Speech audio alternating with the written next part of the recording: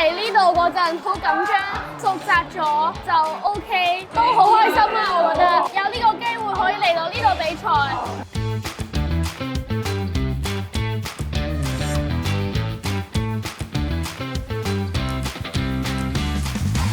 我哋整咗呢個機器咧，就整咗2日嘅。我見到你有咁多同學參加咧，我都好開心同埋激動嘅，同埋咧都學識到要點樣同人交往。